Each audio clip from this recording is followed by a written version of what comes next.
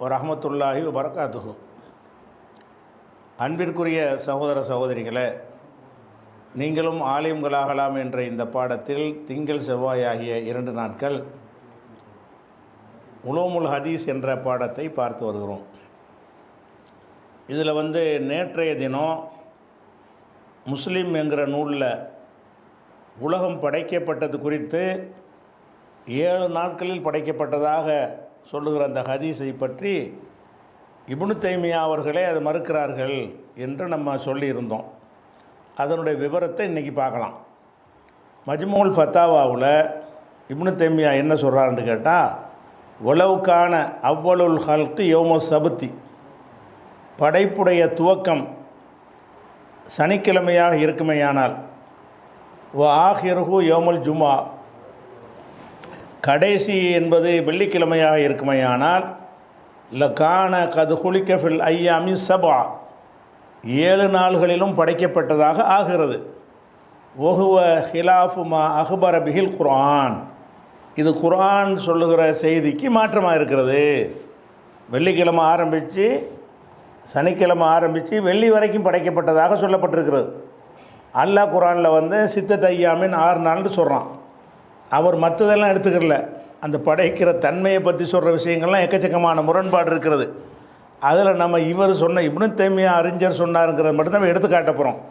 இவர் எந்த கோணத்தில் இதை பார்க்குறாருன்னு கேட்டால், உலகம் படைக்கப்பட்டதை பற்றி அல்லாவும் சொல்கிறான், ரசூலுல்லாவும் சொல்கிறாங்கன்ட்டு இந்த ஹதீஸ் சொல்கிறது.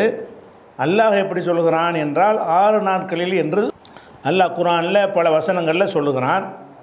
இந்த ஹதீஸில் ரசூலுல்லாஹ் சொன்னதாக எப்படி இருக்குன்னு கேட்டால், சனிக்கிழமை ஆரம்பித்தா சனி ஞாயிறு திங்கள் செவ்வாய் புதன் வியாழன் வெள்ளி வரைக்கும் படைக்குதல் என்ற வேலை நடந்தது, 7 நாளும் நடந்தது. அதுபோக வானம் படைத்ததெல்லாம் அது வரல, அந்த 7 நாளில் வருதுங்கிற அதை மட்டும் அவர் பிடிச்சிட்டு கேட்குறாரு.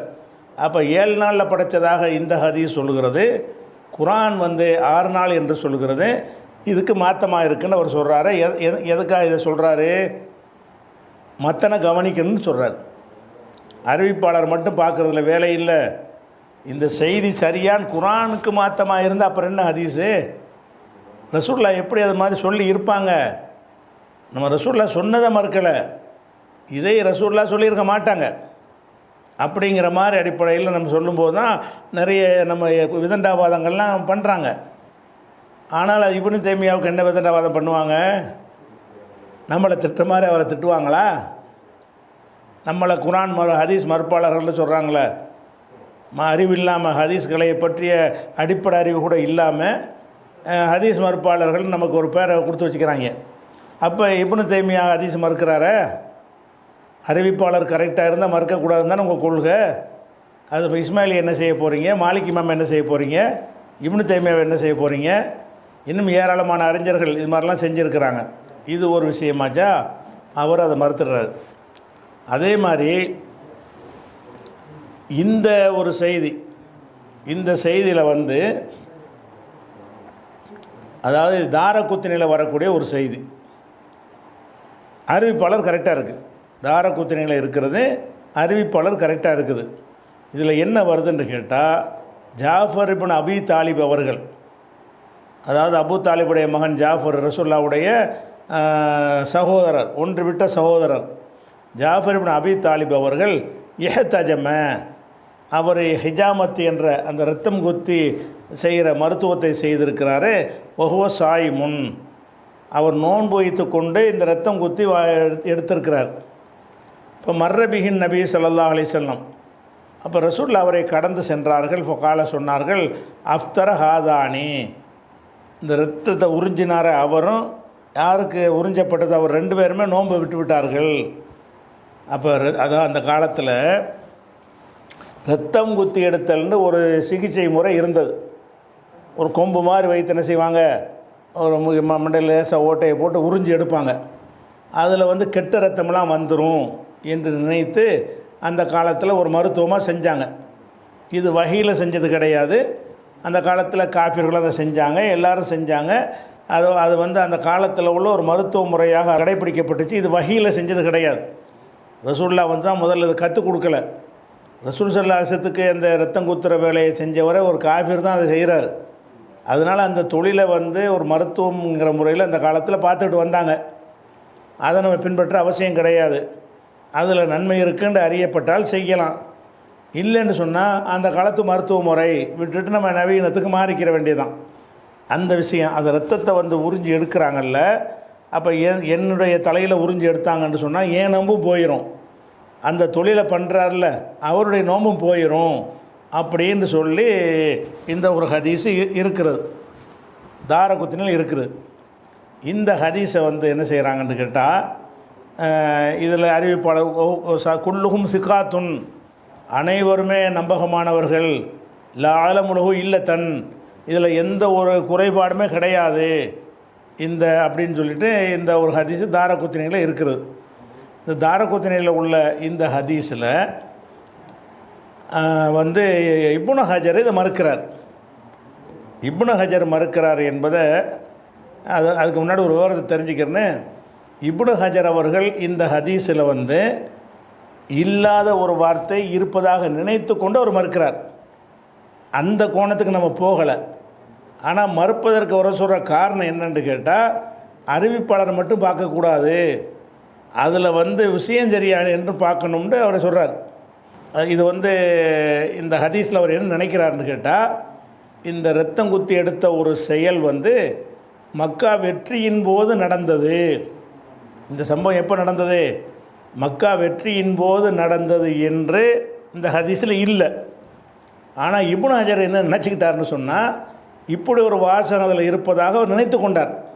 இந்த ஹதீஸ் வந்து ஜாஃபர் இப்னு அபூ தாலிப் பற்றிய இந்த சம்பவம் மக்கா வெற்றியின் போது நடந்தது என்று இதில் இருப்பதாக நினைத்து கொண்டு இதனால் இதை ஏற்றுக்கொள்ள இயலாதுங்கிறார். ஆனால் மக்கா வெற்றியின் போது நடந்ததாக இந்த ஹதீஸில் இல்லை. ஆனால் தாரகுத்தினியில் அவர் எழுதி வச்ச ஏதோ பதிவில் தாரகுத்தினியில் இருக்கும் பொழுது இது மக்கா வெற்றியின் போது நடந்த ஒரு சம்பவம், மக்கா வெற்றி பெற்ற நாள் இருக்கு இல்லையா, அப்போ நடந்த சம்பவம் என்று அதில் சேர்த்து அவர் எழுதி வச்சுக்கிறார். அதை வைத்து அவர் என்ன செய்கிறாருன்னு கேட்டால், இந்த ஹதீஸில் வந்து ஜாஃபர் நபி தாலிபு ரத்தம் குத்தி வாங்கினாங்கன்னு வருது, இதை நம்ம ஏற்றுக்கிற முடியாது. ஏன் ஏற்றுக்கிற முடியாதுன்னு கேட்டால் அவர் காரணம் சொல்கிறார். என்ன சொல்கிறாருன்னு கேட்டால், ஒரு ருவாத்துஹு, இது இப்னு ஹஜர் சொல்கிறார், ஒரு ருவாத்துஹு குல்லுகும், இதனுடைய அனைத்து அறிவிப்பாளர்களும் மின் ரிஜாலில் புகாரி, புகாரியின் அறிவிப்பாளர்களில் உள்ளவர்களாக இருக்கிறாங்க, எல்லாம் நல்ல ஆட்களாக இருக்கிறாங்க. இல்லா அன்னஃபில் மத்தனி, இருந்தாலும் மத்தன்ற அந்த செய்தியில் மா யுன்கரு, நிராகரிக்கப்படக்கூடிய ஒரு அம்சம் இருக்கிறது. ஏனென்று கேட்டால் அன்ன ஃபீஹி, இதில் இருக்கிற இந்த ஹதீஸில் இருக்கிறது அன்னதாலிக்க கானஃபில் ஃபத்தஹி, இது மக்கா வெற்றியின் போது நடந்ததாக இதில் சொல்லப்பட்டிருக்குது. இந்த ஹதீஸில் மக்கா வெற்றியின் போது நடந்ததாக இதில் சேர்த்து சொல்லப்பட்டிருக்கிறது. ஓ ஜாஃபர் அவர்கள் கான குத்தில கபுல தாலிக்க, அதுக்கு முன்னாடி அவர் கொல்லப்பட்டுட்டார். மக்கா வெற்றியின் போது ஜாஃபர் இருக்கலை, ஜாஃபருடைய கொலை வந்து அதுக்கு முன்னாடியே நடந்து விட்டது. அப்போ ஜாஃபர் அந்த போர்க்களத்தில் போய் கொல்லப்பட்டுருவாங்கல்ல, அந்த போர்க்களத்தில் கொல்லப்பட்டது வந்து மக்கா வெற்றிக்கெல்லாம் முன்னாடி. அப்போ முன்னாடியே மக்கா வெற்றிக்கு முன்னாடி கொல்லப்பட்டவரை வந்து மக்கா வெற்றியில் எப்படி ரத்தம் குத்தி வாங்கியிருப்பார், அந்த சிகிச்சை எப்படி செஞ்சிருப்பார் என்று இவர் கேட்குறார். ஆனால் தாரகுத்து நீங்கள் இப்போ எடுத்து பார்த்தீங்கன்னு சொன்னால் அதில் இந்த சம்பவம் மக்கா வெற்றியில் நடந்தது என்ற வாசகம் இருக்காது. ஆனால் இப்னு ஹஜர் வந்து இந்த தாரகுத்தினி எல்லாத்தையும் அவர் நோட்டு எழுதி வச்சுருப்பார். அவர் எழுதின அந்த கையெழுத்து பிரதியில் இது மக்கா வெற்றியில் இருந்தது என்று சேர்த்து அவர் பதிவு பண்ணி வச்சுருக்கிறார். அப்படி ஒரு நுசுகா, அப்படி ஒரு பிரதி இருக்கும் போல் இருக்குது. ஆனால் இன்றைக்கு உலகத்தில் அச்சிட்டு வரக்கூடிய எந்த ஒரு தாரகுத்தினி கிதாபுலையும் அவர் ரத்தம் குத்தி எடுத்தாருங்கிற செய்தி மட்டும்தான் வருதே தவிர இது நடந்தது மக்கா வெற்றியின் போது என்கிற வாசகம் இல்லை. ஆனால் அவர் எழுதி வச்ச பதிவு தவறாக கூட எழுதி வச்சுருக்கலாம். அவர் நோட் போட்டு எழுதுன தாரகுத்தினு போட்டு இந்த அதிசயம் போட்டு இது அன்னதாலிக்க கானஃபில் ஃபத்தஹி, இது பத்தக மக்காவின் போது நடந்தது என்று எழுதி வச்சுவிட்டார். எழுதி வச்சுட்டு அதன் அடிப்படையில் அவர் என்ன கேட்குறாருன்னு கேட்டால், இந்த செய்தியை நாம் ஏற்றுக்கொள்ள முடியாது. ஏன் ஏற்றுக்கொள்ள முடியாது என்று கேட்டால், மக்கா வெற்றியின் போது ஜாஃபர் உசுரோட இல்லையே, ஜாஃபர் வந்து அதுக்கு முந்தைய மூத்தா போயிட்டார, அவர் எப்படி மக்கா வெற்றியில் வந்து ரத்தம் குத்துற வேலையை செஞ்சிருப்பார், அதனால் வரலாற்று பிழை இருக்குன்னு மறுக்கிறார். அப்போ இதோட கோணத்தை நீங்கள் பார்க்கணும். என்னத்தை பார்க்கணும்? சனது கரெக்டாக இருக்கிறது, இந்த வாசகத்தை நீங்கள் பார்க்கணும். என்ன சொல்கிறாரு? ஒரு ருவாத்துஹு குல்லுகும், இதனுடைய அனைத்து அறிவிப்பாளர்கள், ருவாத்துனா ராவிக்கு ஜம்மு ருவாத்து, அப்போ காலி என்பதற்கு குலாத்துன்னு சொல்லுவாங்க. அது மாதிரி வந்து காசினா குசாத்தும்பாங்க, ஜம்மு வந்து அந்த மாதிரி வரும். அப்போ ருவாத்து என்றால் அறிவிப்பாளர்கள். ஒரு ருவாத்துஹு குல்லுகும், இதனுடைய அறிவிப்பாளர்கள் அத்தனை பேரும் மின் ரிஜாலில் புகாரி, புகாரியுடைய அறிவிப்பாளர்களாக இருக்கிறார்கள், குறை சொல்ல இயலாது. இல்லா அன்னஃபில் மத்தனி, இல்லாண்டா என்றாலும் அர்த்தம். அன்னஃபில் மத்தனி, மத்தனில் இந்த செய்தியில் இருக்கிறது மா யுன்கரு, மறுக்கப்பட வேண்டிய ஒன்று, மறக்கப்பட வேண்டிய விஷயம் இருக்கிறது. ஏன் அப்படி இருக்கிறது என்று கேட்டால், லி அன்னஃபீஹி, இந்த தாரகுத்தனியில் உள்ள இந்த செய்தியில் இருக்கிறது அன்னதாலிக்க கான ஃபில் ஃபத்தஹி, இது ஃபத்தஹில் நடந்ததாக இருக்கிறது, மக்கா வெற்றியில் நடந்ததாக இருக்கிறது. ஓ ஜாஃபர் அவர்கள் கான குத்தில கபல தாலிக்க, இதுக்கு முன்னாடியே அவர் கொல்லப்பட்டு விட்டார், முன்னாடியே கொல்லப்பட்டவர் வந்து பின்னாடி இருந்தார்னு ஒரு செய்தி சொல்லுமையானால் செய்தியைத்தான் பார்க்கணுமே தவிர அறிவிப்பாளர்களை பார்க்கக்கூடாது அப்படின்னு மறுக்கிறார். ஆனால் இந்த இப்னு ஹஜரை வந்து எல்லோரும் என்ன செய்கிறாங்க? அறிஞர்கள் வந்து கேள்வி கேட்குறாங்க. தாரகுத்தினில் அப்படி இல்லை, இல்லாத ஒன்றை அவர் தவறாக அவருடைய பிரதிகளை எழுதி வைத்து கொண்டு அதன் அடிப்படையில் மறுத்து விட்டார்னு சொல்கிறாங்க. அது அந்த டாபிக் கிடையாது. இப்போ இப்னு ஹஜருடைய அந்த கோணம், ஹதீஸ்களுடைய விதியை பற்றி அவர் எப்படி அறிஞ்சு வச்சிருக்கிறாரு? ஒரு சம்பவம், அந்த மெசேஜ் வந்து நடைமுறைக்கு மாற்றமாக இருக்கும் என்று சொன்னால், நல்ல அறிவிப்பாளர்களாக இருந்தாலும் அதை நம்ம ஏற்றுக்கொள்ளக்கூடாது. மக்கா வெற்றியில் நடந்ததுன்னு என்று சொல்லப்படுது. அப்போ ஜாஃபர் இல்லை, இல்லாத ஒருத்தர் இருந்தார் என்ற ஒரு செய்தி சொல்லப்படுது. சொல்கிற ஆட்கள்லாம் நல்ல ஆட்களாக இருக்கிறாங்க.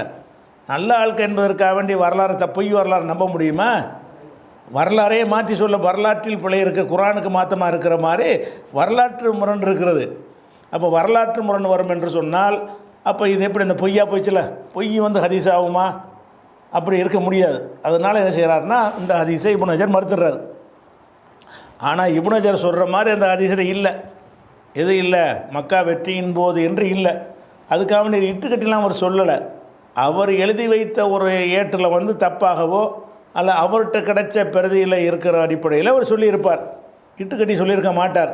இப்போ தாரகுத்தினில் இருக்கான்னு என்கிட்ட சண்டைக்கு வந்துடக்கூடாது, அவர் சொல்கிறார் அப்படி. இப்னு ஹஜர் என்ன செய்கிறாருன்னு கேட்டால், இந்த மாதிரி மக்கா வெற்றியின் போது நடந்ததாக இதில் வருகிறது. மக்கா வெற்றியின் போது எப்படி நடந்திருக்கும்?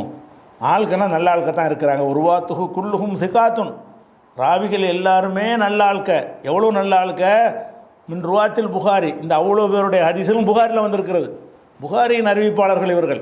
அப்போ புகாரி எப்படி ஃபில்டர் பண்ணி போடுவார்? அந்த அறிவிப்பாளர்களை கொண்டு தான் இந்த சம்பவம் வந்திருக்கிறது. அதை நாங்கள் பார்க்க முடியாது. இல்லாத ஒருத்தர் இப்படி இருந்தாருன்னு மத்தனை தான் பார்ப்போம், மெசேஜை தான் பார்ப்போம். அதனால் இது முன்கரை தூக்கி போடுங்கிறார். அறிவிப்பாளர் நல்லா இருக்கிறாங்க, தூக்கி போடுங்கிறார். ஆனால் இதில் வந்து இதில் மேட்ரு வந்து இப்னு ஹஜர் இல்லாத ஒன்று சொல்லிட்டாருன்னா அப்படி கடந்து போவதை விட, இந்த ஹதீஸ் விதியை பற்றி இப்னு ஹஜருடைய பார்வை என்ன அப்படின்னு பார்த்தீங்கன்னா, இப்னு ஹஜருடைய பார்வை வந்து குரானுக்கு மாற்றமாக, இது உண்மைக்கு மாற்றமாக இருந்தால் ஏற்றுக்கொள்ளக்கூடாது. அப்போ என்ன, இப்போ இப்னு ஹஜர் எந்த லிஸ்ட்டில் சேர்க்குறது? இப்னு ஹஜர் தான் ஹதீஸ்களை உசூல் புக்கு, அவருடைய நூலை தான் பாடத்திலலாம் வச்சுருக்கிறாங்க. நுகுபத்துல் ஃபிக்ருன்னு என்ன செஞ்சுருக்காரு, ஒரு புக் எழுதியிருக்கிறார். ஆரம்ப நிலையில் இருக்கக்கூடிய மாணவர்களுக்கு ஹதீஸ் கலையை படித்து கொடுக்கும்போது அந்த புக்கை தான் பாடத்திட்டத்தில் வச்சுருக்கிறாங்க. ஹதீஸ் கலையை பற்றி அவ்வளோ சுருக்கமாக சொல்லக்கூடிய ஒரு புக் எடுத்துக்கிட்டிங்கன்னா நுகுபத்துல் ஃபிக்ருங்கிற ஒரு கித்தாபு தான். அந்த கித்தாபை வந்து இவர் தான் ஹதீஸ் கலை விதியை வந்து இவருக்கு வந்து ஹதீஸில் உண்டாக்கிட்டாங்க. இருந்தாலும் எளிமையாக மக்களுக்கு புரியக்கூடிய வகையில் அனைத்தையும் தொகுத்து சுருக்கமான முறையில் ஒரு புத்தக வடிவில் இவர் தந்திருக்கிறாரு. அப்போ ஹதீஸ் கலை விதிக்கே வந்து ஒரு முக்கியஸ்தராக இருக்கக்கூடிய இப்னு ஹஜர் என்ன சொல்கிறாருன்னு கேட்டால், சனதை மட்டும் பார்த்தா பத்தாதுங்கிறார். புகாரி அறிவிப்பாளர்களாக இருந்தாலும் சரி, அது மட்டும் பத்தாது. கண்டென்ட்டு கரெக்டாக இருக்கணும், அதில் உள்ள உள்ளடக்கம் கரெக்டாக இருக்கணும், அந்த மெசேஜ் கரெக்டாக இருக்கணும். மெசேஜ் வந்து உண்மைக்கு மாறாக இருந்தால், குரானுக்கு மாற்றமாக இருக்கிறது கூட இங்கே வரல. ஆனால் வரலாற்று பிழை இருக்கக்கூடாது. வரலாற்று பிழையும் அது அது அது அது பொய் தானே. செத்து போனால் உசுரோடு இருக்காருன்னு ஒரு ஹதீஸில் வரும் என்று சொன்னால் அது உண்மைக்கு மாறுதானே, வரலாற்று பிழை தானே. வரலாற்று பிழையாக இருந்தால் நம்ம அதைத்தான் பார்க்கணுமே தவிர, இல்லை இல்லை நம்பகமான ஆள் சொல்லிட்டதுனால செத்தவர் மர உசுரோட தான் இருந்தார்னு நம்ப முடியுமா? அதை எப்படி நம்ப ஏழை? அப்போ ஆனால் அறிவிப்பாளர் கரெக்டாக தான் இருக்கிறாங்க அப்படின்னு அவர் சொல்கிறாருல்ல. அப்போ ஹதீஸ் கலையுடைய விதி என்னன்னு உங்களுக்கு வழங்குதா? ஹதீஸ் விதியை வகுத்தவர் தானே இதை சொல்கிறாரு. அப்படிங்கும்போது இவருக்கு அந்த பட்டியலை போடுவாங்களா ஹதீஸ் மறுப்பாளர்னு? என்ன வார்த்தை இவர் சொல்லிவிட்டார்? புகாரியுடைய அறிவிப்பாளர்களால் அறிவிக்கப்படுற ஒரு ஹதீஸை போய் மத்தன் சரியில்லைன்னு இப்படி ஒரு மறுக்கலாம் அப்படின்னு யாராவது கேட்டாங்களா? கேட்க முடியாது. இது ஒரு விஷயம். அதே மாதிரி முஸ்லீமில் ஒரு ஹதீஸ் வருது. என்ன வருதுன்னு கேட்டால், ஒரு ஹதீஸ் என்ன வருதுன்னா, இது முஸ்லீமில் வருது. அபூ ஹுரைரா அறிவிக்கிறாங்க, ரசூலுல்லாஹ் சொன்னதாக, மணித்தலா ஃபி பைத்தி கௌமின், ஒருத்தன் ஒரு சமுதாயத்தின் வீட்டுக்குள்ளே எட்டி பார்க்குறான். ஒருத்தங்க வீட்டுக்குள்ளே குடும்பத்தோடு இருக்கிறாங்க. இவன் இப்படி ஜன்னல் வழியாக போய் எட்டி பார்க்குறான், அல்லது கதவை லேசாக அப்படி நீக்கி எட்டி பார்க்குறான். அதாவது உள்ள வீட்டுக்கு பாதுகாப்புக்கு தான் அடைச்சிக்கிட்டு இருக்கிறாங்க. அவங்களுடைய விஷயத்தை மறைவாக வைத்துக்கொண்டு பாதுகாப்புக்காக கதவை சாத்திக்கிட்டு இருப்பாங்க. அப்படி இருக்கும்போது ஒருத்தன் உள்ளே நுழையலாமா? அனுமதி வாங்கிட்டு போகணுன்னு மார்க்கத்தில் சொல்லப்பட்டிருக்குது. அப்போ இதில் என்ன வருதுன்னா, மணித்தலாஃபி வைத்து கௌமின், ஒருவன் ஒரு சமுதாயத்தின் வீட்டுக்குள்ளே இத்தலான எட்டி பார்க்குறது, எட்டி பார்ப்பானையானால் கைரி இதுனிகும், அவங்களுடைய பர்மிஷன் இல்லாமல், அனுமதி இல்லாமல் எட்டி பார்ப்பானையானால் ஃபக்கத் ஹல்லலஹும், அவங்களுக்கு ஹலாலாகிவிட்டது. எஃப்கஹு ஐனஹு, அவனுடைய கண்ணை குருடாக்குவது, கண்ணை குத்துறதுக்கு ஹலாலு. வீட்டில் எட்டி பார்த்தான்னு வைங்க, ஒரு ஈட்டி எடுத்துகிட்டு கண்ணில் ஒரே அடியாக குத்திட வேண்டியதான், அது ஹலால் என்று ரசூலுல்லாஹ் சொன்னாங்கன்றது. எட்டி பார்க்கக்கூடாதுங்கிறது தனி விஷயம். ஒருத்தன் எட்டி பார்த்து விட்டால் அந்த வீட்டு ஆளுக்கு என்ன செய்யலாம்னு கேட்டால், அவன் கண்ணை பறிக்கலாம், இந்த கண்ணு தானே எட்டி பார்த்துச்சு என்று பறிக்கலாம் என்று ஒரு ஹதீஸ் முஸ்லீமில் இருக்கிறது. இதை இப்போ குருத்துபிங்கிற தப்சீர் நூலில் என்ன செய்கிறாருன்னு கேட்டால், இந்த ஹதீஸை எடுத்துகிட்டு இதுக்கு பலவிதமான வியாக்கியானங்கள் கொடுக்குறாங்களாம். ஒக்கது உஹுத்துலிஃபி தவீலிஹி, இதனுடைய விளக்கம் கொடுக்குற விஷயத்திலே முரண்பட்ட கருத்துக்கள் உள்ளன. இதுக்கு என்ன அர்த்தம்னு சொல்லி ஆளுக்கு ஒரு அர்த்தத்தை சொல்கிறாங்க. அது தனியாக இருக்கட்டும். அப்போ கால பாதுல் உலமாய், சில உலமாக்கள் சொல்கிறார்கள், லைச ஹதாலா லாஹிரிஹி, இந்த ஹதீஸை அதனுடைய மேலோட்டமான அர்த்தத்தில் எடுத்துக்கொள்ளக்கூடாது. கண்ணை குத்தணும்னு சொல்கிறதுக்குல, அது கண்ணை குத்தணும்னு எடுத்துக்கொள்ளக்கூடாது. ஃபைன் ஃபகா, அப்படி கண்ணை குத்தி விட்டால் அலைகில் லமானும், அவன் நஷ்டஈடு கொடுத்தாவணும். கண்ணை குத்துனா உன் கண்ணையும் குத்துவோம் அப்படிங்கிற அளவுக்கு உள்ள ஒரு விஷயம். ஒல் ஹபர் மன்சூஹுன், இந்த ஹதீஸில் உள்ள செய்தி முன்னாடி இருந்து மாற்றப்பட்டு விட்டது அப்படின்னு சிலர் விளக்கம் கொடுக்குறாங்களாம். அந்த விளக்கத்தெல்லாம் விட்டுருங்க. இதில் முக்கியமாக கவனிக்க வேண்டியதுன்னு கேட்டால், இதில் ஒல் ஹபர் இதான் முக்கியமானது. குர்துபி சொல்கிறாரு, ஒல் ஹபரு, ஹபர்னா ஹதீஸ், ஒரு ஹதீஸு இதாக்கான முஹாலிஃபன் லி கிதாப் இல்லாஹி, அல்லாஹ்வுடைய கிதாபுக்கு மாற்றமாக இருக்கும் என்று சொன்னால், லா யஜூசுல் அமலு பிஹி, அதை அமல் செய்யக்கூடாது. ஒரு ஹதீஸில் வருது, எட்டி பார்த்ததுக்காக வேண்டி கண்ணை குத்துங்கன்னு வருது. அப்படி வருவது ஏற்றுக்கொள்ளக்கூடாது. ஏன் ஏற்றுக்கொள்ளக்கூடாதுன்னு கேட்டால், குர்ஆனில் அல்லாஹ் என்ன செய்கிறான்னு கேட்டால், இப்படி ஒரு வசனம் சொல்கிறான், பையன் ஆக்கபத்தும். இது 16வது சூறாவில் 126வது வசனம். இந்த வசனத்துக்கு தான் இது மாற்றம்னு சொல்லி என்ன செய்கிறாரு, குர்துபி கொண்டு வர்றார். இந்த வசனம் என்ன சொல்லுது, ஒயின் ஆக்கபத்தும், நீங்கள் யாராவது தண்டித்தால், ஃபாகிபு, நீங்கள் தண்டியுங்கள், பி முஸ்லிமா ஊக்குவித்தும் பிஹி, நீங்கள் எந்த அளவுக்கு நீங்கள் தண்டிக்கப்பட்டீர்களோ அது போன்ற அளவுக்கு தண்டியுங்கள். அப்போ உங்களை கண்ணை குத்துனா தான் நீங்கள் கண்ணை குத்தணும். உங்களுக்கு விரலை வெட்டினா நீங்கள் விரலை வெட்டலாம். ஒருத்தனுக்கு நீங்கள் பழிவாங்க நினைத்தீர்கள் என்று சொன்னால், அவன் என்ன செஞ்சானோ அது மாதிரி தான் நீங்கள் செய்யணும். மன்னிச்சிடலாம், இல்லாட்டி அதை தாண்டி நீங்கள் செய்யக்கூடாதுன்னு இருக்கிறது. அப்போ எட்டி பார்க்குறது கண்ணை குத்துறதுக்குள்ள ஒரு விஷயமா? எட்டி பார்த்தா நீனு போய் எட்டிப்பார். அவன் எட்டி பார்த்தது என்பதற்கு கண்ணை குத்துறது ஈக்குவலான தண்டனை ஆகுமா? குரானில் சொல்லப்படுகிறது 16. இந்த ஹதீஸுக்கு விளக்கம் என்ன, வியாக்கியானம் என்னங்கிறத ரெண்டாவது விஷயத்தை வச்சுக்கிடுவோம். இப்போ அந்த குர்துபியுடைய பார்வையை தான் நான் சொல்கிறேன். அவர் என்ன பார்க்குறாருன்னு கேட்டால், ஒரு வீட்டில் போய் எட்டி பார்க்குறான், அது தவறுங்கிறதுல மாற்று கருத்து இல்லை. அதுக்காண்டி கண்ணை குத்தணுமா? எட்டி பார்த்தல் என்பது ஒருத்தனுடைய கண்ணை குத்துற அளவுக்கு ஈக்குவலான ஒரு குற்றமா அது? அல்லாஹ் நமக்கு என்ன சொல்கிறான், ஒயின் ஆக்கபுத்தும், நீங்கள் ஒருத்தரை தண்டிப்பதாக இருந்தால் வாக்கிபு, தண்டியுங்கள், பி மிஸ்லிமா ஊக்கிபுத்தும், நீங்கள் எந்த மாதிரி தண்டிக்கப்பட்டீர்களோ அது போன்று நீங்கள் செய்யணும். அவன் என்ன மாதிரி செஞ்சானோ அது மாதிரி தான் நீங்கள் பதிலடி கொடுக்கணும். பதிலடி கொடுப்பதாக இருந்தால் நீங்கள் உங்களுக்கு என்ன மாதிரி செய்யப்பட்டுச்சோ அந்த மாதிரி பதிலடி கொடுக்க வேண்டும் என்று அல்லாஹ் குர்ஆனில் 16:126 சொல்லுகிறான். இப்போ என்ன செய்யுது, இது மாற்றமாக வருது. அவன் செஞ்ச வேலைக்கு கண்ணு தோன்ற அளவுக்கு பெரிய குற்றம் கிடையாது. எட்டி பார்க்குறது குற்றம். ஒரு வீட்டு போய் ஜன்னல் இப்படி எட்டி பார்த்தான்னு சொன்னால் கண்ணை குத்துறது என்பது அதுக்கு ஈக்குவலாக எப்படி வரேன், அதுக்கு சமமான, அதுக்கு ஈக்குவலான, அதுக்கு நிகரான ஒரு தண்டனை நீங்கள் கொடுக்கலாம். அல்லாஹ் தண்டனை கொடுக்கறதுக்கு, மனிதனுக்கு மனிதன் செய்கிற அநியாயங்களுக்கு தண்டனை கொடுக்குறதா இருந்தால் சமமாக இருக்கணும். அவன் கன்னத்தில் அரைஞ்சானா நான் மண்டையை உடைச்சேன்னு சொல்லக்கூடாது. கன்னத்தை அரைஞ்சானா நீನು கன்னத்தில் அரைஞ்சிட்டு போ. அவன் செய்கிற அளவுக்கு தான் நீங்கள் பதிலடி கொடுக்கணும், இல்லாட்டி மன்னிச்சிடணுமே தவிர அதுக்கு 100 மடங்கு நீ செய்ய முடியுமா? அவன் ஒரு விரலை ஒரு கையை வெட்டினா நீங்கள் ரெண்டு கையும் வெட்டிட முடியுமா? வெட்ட முடியாது. அப்படின்ற அளவுக்கு குர்ஆனில் இருக்குது. இதுக்கு மாற்றமாக அந்த ஹதீஸ் இருக்குதுன்னு சொல்லிவிட்டு அவர் என்ன சொல்கிறாருன்னு கேட்டால், ஒல் ஹபரு, ஹபர்னா ஹதீஸ், ஒரு ஹதீஸு இதா கான முஹாலிஃபன் லி கிதாப் இல்லாஹி, அல்லாஹ்வுடைய கிதாபுக்கு முரணாக இருக்கும் என்று சொன்னால் லா யஜூசுல் அமலு பிஹி, அதை அமல்படுத்துவது கூடாது, அதை செயல்படுத்துவது லா யஜூசு, ஜாயிஸு இல்லை, ஹலால் இல்லை அப்படின்னு சொல்கிறார். அப்போ கண்ணை குத்தக்கூடாதுங்கிறார். கண்ணை குத்துங்கன்ட்டு முஸ்லீமில் ஹதீஸ் இருக்குது. எது கண்ணை குத்தணும், ஒருத்தன் எட்டி பார்த்தானே அந்த கண்ணை ஒரே குத்தி குருடாக்கி விட்டுற வேண்டியதான் அப்படின்னு ஹதீஸ் சொல்லுகிறது. இப்போ குர்துபி என்ன சொல்கிறாருன்னு கேட்டால், இதை அதுக்கு வேறு ஏதாவது வியாக்கியானம் கொடுத்து தள்ளிட்டு ஏற்றுக்கிட்டு போங்க. அது நேரடி அர்த்தம் தான் நீங்கள் கொடுப்பதாக இருந்தால் அப்போ இந்த குர்ஆனுக்கு மாற்றமாக இருக்கேங்கிறார். அந்த ஹதீஸை 2 விதத்தில் நீங்கள் கொள்ளலாம். ஒன்று கண்ணை குத்துதல் என்பது சும்மா பயங்காட்டுறதுக்கு சொன்னது. ஒரு பெற்றோர்கள் பிள்ளையை பார்த்து தோலை உரிச்சிருவோன்னு சொல்லுவாங்கள்ல, அந்த பெற்றோர் எப்படி பிள்ளையை தோலை உரிப்பான், சும்மா சொல்கிறது, ஒரு பயங்காட்டுறதுக்காக சொல்கிறது. அப்படி சொன்னாங்கன்னு எடுத்துக்கொண்டீங்கன்னா அந்த ஹதீஸை ஏற்றுக்கிட்டு போங்க. அதனுடைய நேரடி அர்த்தத்தில் நீங்கள் கொள்ளலை, ஓகேன்னு வச்சுக்கிறோங்க. இல்லை கண்ணை தான் குத்தணும் என்பது தான் உங்களுடைய வாதமாக இருந்தால் அது குர்ஆனுக்கு மாற்றம். அந்த ஹதீஸை 2 விதமாக நீங்கள் அணுகலாம். ஒன்று குர்ஆனுக்கு மாற்றம் இல்லாத வகையில் ஒரு வியாக்கியானத்தை கொடுத்து என்ன செய்யுங்க, எடுத்துக்கிட்டிங்கன்னா குர்ஆனுக்கு மாற்றமாக வராது.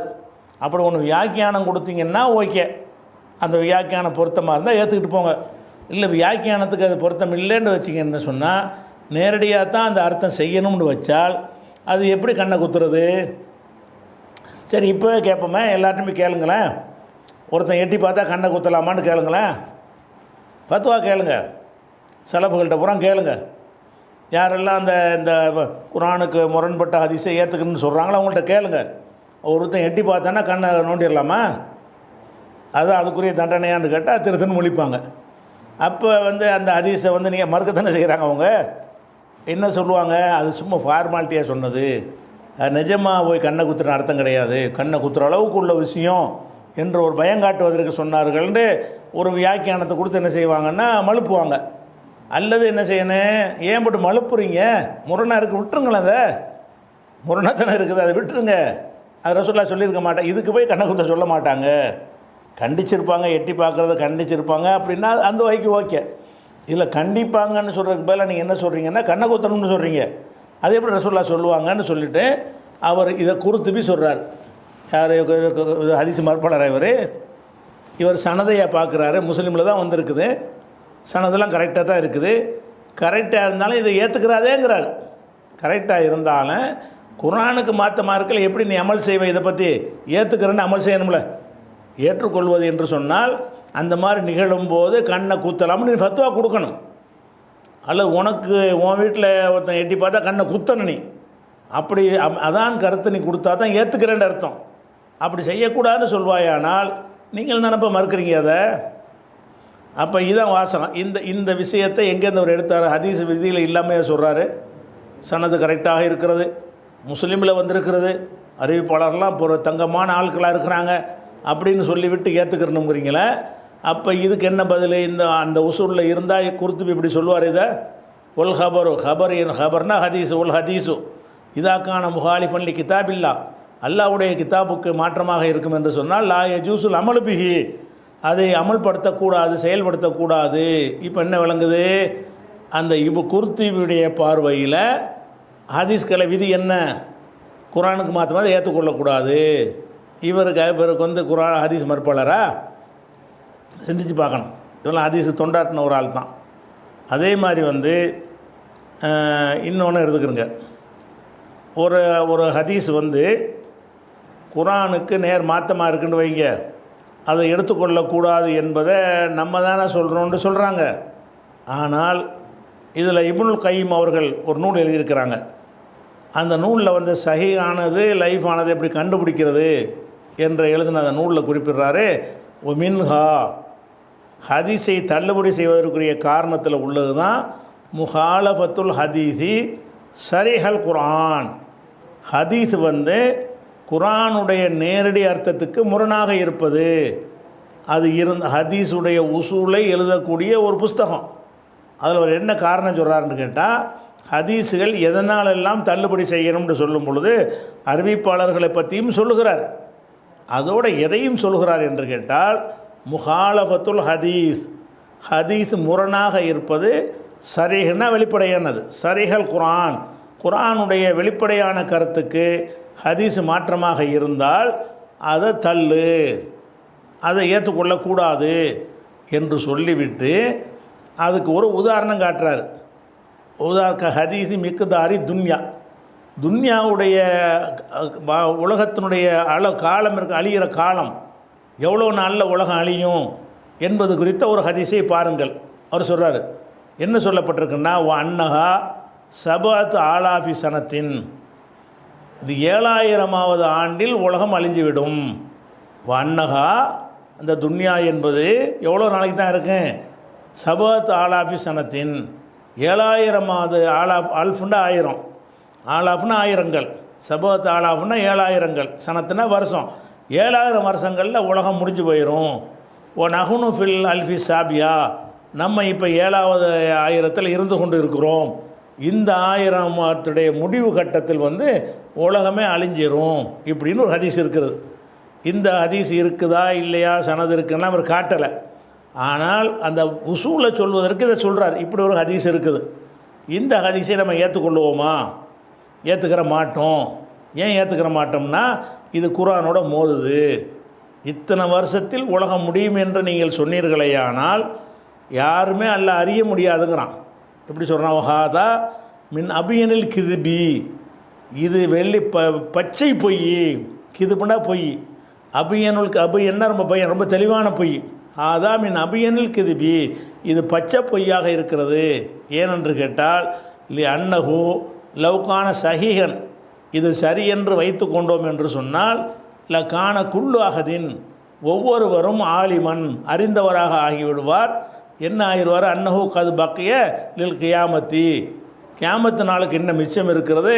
மின் வக்கத்தினா ஹாதா, நமது இந்த நேரத்திலிருந்து மேத்தானி வாகதுன் வஹம்சுன சனா, 151 வருஷம் என்ன மிச்சம் இருக்குதுன்னு சொல்லிடுவார் எல்லாருமே. இப்படி அதாவது 7000வது ரவுண்டில் முடிஞ்சு போயிடும்னு வச்சுக்கிட்டீங்கன்னு சொன்னால், நம்ம இந்த ஒவ்வொருத்தன் நெஞ்சிருவான், இன்னும் 200 வருஷம் முடிஞ்சு போயிடுறேன், இன்னும் 300 வருஷம் முடிஞ்சு போயிடுறேன், இன்னும் 150 வருஷம் முடிஞ்சு போயிடும்னு ஒவ்வொருத்தனும் தெரிஞ்சிருவான். அதை தெரிய முடியாது என்று குர்ஆன் சொல்கிறது. குர்ஆன் என்ன சொல்கிறது? வல்லாஹு தஆலா யக்கூலு, அல்லாஹ் சொல்கிறான், எஸ் அலூனக அனி சாஅத்தி, கியாமத் நாளை பற்றி நபியை உன்னிடத்தில் கேட்கிறார்கள். ஐயான முருசாக, அது எப்போ ஏற்படும் என்று கேட்கிறார்கள். குல் நபியை நீங்கள் சொல்லுங்கள், இன்னமா இல்முஹா இந்த ரப்பி, அது பற்றிய ஞானம் என் இறைவனுக்குத்தான் இருக்கிறது. லாயு ஜல்லிஹாலி வகத்திஹா இல்லாஹுவ, அதனுடைய நேரத்தில் அவனை தவிர யாரும் அது வெளிப்படுத்த மாட்டார்கள் அப்படின்னு சொல்லிட்டு அதை வந்து இன்னும் சொல்லப்போனால் லா தாத்திக்கும் இல்லா பகுத்தத்தன், திடீர்னு தான் வரும். எண்ணிக்கிட்டு இருக்கும்போதெல்லாம் வராது, நினச்சிக்கிட்டு போய் வந்துடும். லா தாத்திக்கும் இல்லா பகுத்தத்தன், திடீரென்றே தவிர அது வராது அப்படின்னு சொல்லி அல்லாஹ் வந்து குர்ஆனில் சொல்லி காட்டுற பல வசனத்தை எடுத்து காட்டுறார். இது எல்லாத்தையும் போட்டு என்ன செய்கிறாருன்னு கேட்டால், இத்தனை வருஷத்தில் உலகம் அழிஞ்சிரும் என்ற ஒரு ஹதீஸு ஆதாரபூர்வமான அறிவிப்பாளர்களை கொண்டே பதிவு செய்யப்பட்டு இருந்தாலும் அதை நீ ஏற்றுக்கொள்வாயா? ஏற்றுக்கிற மாட்டேன். ஏன் என்று கேட்டால், இத்தனை வருஷத்தில் அழியும்னு சொல்லிவிட்டோம் என்று சொன்னால், இப்போ உதாரணமாக 2300 அழிஞ்சிரும் அப்படின்னு சொல்லிவிட்டால், அப்போ 2022 வாழக்கூடிய நம்ம என்ன செய்வோம்? இன்னும் இவ்வளோ நாள் மிச்சம் இருக்குன்னு அறிஞ்சிருவோம். அல்லாஹ் சொன்னால் அறிய முடியாதுன்னு சொல்லி, அப்போ 2200 வசிக்கக்கூடியவன் அறிஞ்சு கொள்வான், இன்னும் 100 வருஷத்தில் அழிஞ்சிரும்னு அறிஞ்சிக்கிடுவான். 2250 வசிக்கக்கூடியவன் நினைத்து கொள்வான், இன்னொரு 50 வருஷத்தில் உலகம் அழிஞ்சிரும்மா. அப்போ 2299 ஆண்டில் இருக்கக்கூடியவன் நினச்சிக்கிடுவான், இன்னும் ஓராண்டில் கதை முடிய போகுது. அல்லாஹ் சொன்னால் எவனுக்கும் தெரியாதுன்னு, திடீர்னு வரும், யாராலும் அறிந்து கொள்ள முடியாதுன்னா. அப்போ கியாமனால் யாராலும் அறிந்து கொள்ள முடியாதுன்னு சொல்கிறதுக்கு மாற்றமாக அது இருக்குதுன்னு சொல்லிட்டு, அப்போ அவர் என்ன செய்கிறாருன்னுட்டா, இப்னுல் கையிம் வந்து இந்த விதியை ஒரு ரூலாக போடுறார். எப்படி போடுறாரு? ஓ மின்ஹா, தள்ளுபடி இட்டு கட்டப்பட்ட ஹதீஸுகளுடைய வகைகளில் உள்ளது தான் முஹாலஃபத்துல் ஹதீஸி, ஒரு ஹதீஸு மாற்றமாக அமைந்திருப்பது சரிகள் குர்ஆன், குர்ஆனுடைய வெளிப்படையான கருத்துக்கு மாற்றமாக இருப்பதும் அது பொய்யான ஹதீஸுக்கு அளவுகோல்.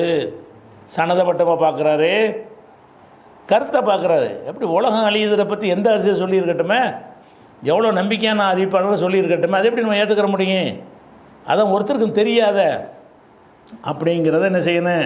வழங்கி கொள்ளணும். அதனால் இன்னும் பல அறிஞர்கள் வந்து இந்த விஷயங்களை சொல்லி இருக்கிறார்கள் என்ற விவரங்களை இன்ஷா அல்லாஹ் அடுத்தடுத்த வாரங்களில் உங்களுக்கு கூடுதல் ஆதாரங்களோடு நம்ம சொல்லுவோம் இன்ஷா அல்லாஹ். அஸ்ஸலாமு அலைக்கும்.